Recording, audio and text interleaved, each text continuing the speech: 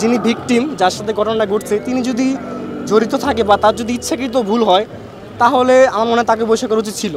একটা সংগঠনের আপনার 100% ভালো হওয়া সম্ভব না।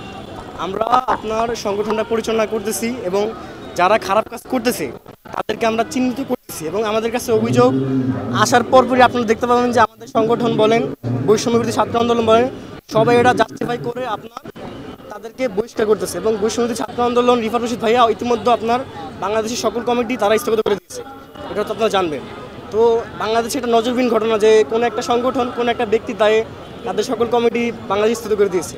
তো আমরা এটা আপনাদেরকে বলবো, আপনারা যদি কোথাও খবর পান যে অত্যন্ত আমাদের দলে যদি কেউ হয়, সে যদি নাহিদ ভাইও পর্যন্ত হয় যে চাঁদাবাজি করতেছে, অথবা সাজিদ সালামও হয় চাঁদাবাজি করতেছে, তাদেরকে আপনারা ধরিয়ে দিবেন, যেই কেউই হোক না কেন। আমাদেরকে বলা হয়েছে যে তোমরা রাজনীতি করবে, নতুন রাজনীতি, এখানে চলবে না কোনো চাঁদাবাজি, চলবে না তদবির, চলবে না লেজুর ভিত্তিক। আমরা স্টুডেন্টরা এর জন্যই আগ্রহ হয়েছি। আমরা দেখেছি বিভিন্ন দল কি করতেছে না করতেছে, আমরা এনসিপিকে দেখছি, আমাদের আগ্রহ জন্মাইছে। এখন এই আগ্রহটা যাতে কোনোভাবে নষ্ট না হয়, এইটা আশা করি সিনিয়ররা খেয়াল রাখবে।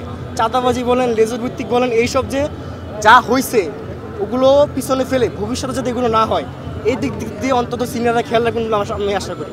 আসলে গতকালের ঘটনা ভাইয়া আমি ব্যক্তিগত হতাশ, কারণ আমি কখনো কল্পনা করতে পারি না যে 2025 সালে এসে আমরা এই শাহবাগের মতো একটা গুরুত্বপূর্ণ এরিয়া এখনো ব্লক করবো, তাও গুটি কয়েকজন মানুষ। এটা আসলে আমরা খুবই হতাশ। তারা এখন 2025 সালে জুলাই যোদ্ধা, বাংলাদেশের খুবই গুরুত্বপূর্ণ ব্যক্তিগণ তারা বর্তমানে। এখন তাদের কাছ থেকে এইসব কর্মকাণ্ড আমরা খুবই হতাশ হই, কারণ দেখুন সাধারণ মানুষজন চলাফেরা কত সমস্যা হয়, গাড়ি ঘোড়া বন্ধ থাকে, এগুলো অযথা, জাস্ট কোনো দরকার নেই এগুলোর। আমি সবাইকে বলবো, আপনারা যত দাবি দাবা থাকে বা না থাকে আপনারা সরকারকে বলুন, বা যারা আগে সমন্বয় ছিল তাদের বলুন, যারা আপনার সলভ করতে পারবে। রাস্তা আটকে ভাই সাধারণ ব্যক্তি তো সলভ করতে পারবে না। আমি নিজেও সাফার করছি ভাই, আমি পারলে আমার বৃহস্পতিবার পরীক্ষা ছিল, আমি দিতে পারি নাই, এত জাম ছিল, আমার আধা ঘন্টা লেট হয়েছে পরীক্ষার সময়। কেন ভাই, আমি কেন সাফার করবো? আমি তো সাফার করার রাজি না। আপনাদের সাথে আমরা ছিলাম, আমরা আন্দোলন করছি, আপনাদের পক্ষে আমরাও আছি, কিন্তু আপনাকে সঠিক জায়গায় সঠিকটা বলতে হবে। এখন আপনি যেটা করবে সরকার, সেটা আপনি সাধারণ জনগণ তো করতে পারবে না, আপনাকে এটা বুঝতে হবে। এখন এটা হচ্ছে আপনার তারা সিনিয়র ব্যক্তিবর্গ, তারা ভালো বলতে পারবে, আমরা তো তারা সাধারণ কর্মী। তবে আমার যেটা মনে হয়, আপনার যিনি ভিকটিম, যার সাথে ঘটনাটা ঘটছে, তিনি যদি জড়িত থাকে বা তার যদি ইচ্ছাকৃত ভুল হয়, তাহলে আমার মনে হয় তাকে বহিষ্কার করা উচিত ছিল। আর যদি আমাদের অবশ্যই এখানে তদন্ত কমিটি হয়েছে একটা, তারা হয়তো ওখানে আমাদের কোনো ভুল পায় নাই, এই জন্য হয়তো বা তাকে বহিষ্কার করে নেই। যদি আপনারা পান, সেক্ষেত্রে আপনারা দেশের সামনে তুলে ধরবেন। আমরাও চাই যে তারা যদি কোনো ভুল করে ভাই, আমরাও সংগঠন থেকে বেরিয়ে আসবো।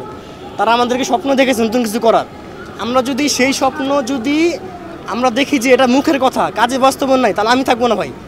আমাকে তারা দেখাইছে যে নতুন বাংলাদেশ গর্ব, তোমরা আসো, তরুণরা আসো, আমরা এই জন্য গেছি। এখন তারা যদি এখানে যদি আমাকে দেখায় আরেক, তারা যদি করে আরেক, তাহলে আমি এখানে থাকবো না। আমি বলতে কি কোনো স্টুডেন্ট এখানে থাকবে না ভাই। আমাদের 24 সালের পরে আমাদের মাইন্ডসেট পুরো চেঞ্জ হয়ে গেছে। আগে আমরা নিজে চিন্তা করতাম, বাট এখন আমরা দেশ নিয়ে ভাবি, দেশের মানুষের চিন্তা করি। সত্যি কথা ভাইয়া। তো তারা আমাদেরকে যে আশা দেখাইছে, সে আশা না পেলে আমিও থাকবো না, কেউই থাকবে না, এটাই বাস্তব কথা। আমি আপনার থাকি উত্তরা, সরদি কলেজ এইচএসসি এখানে দিছি এবার, এখান থেকে পরীক্ষা ডাইরেক্ট চলে আসছি এখানে।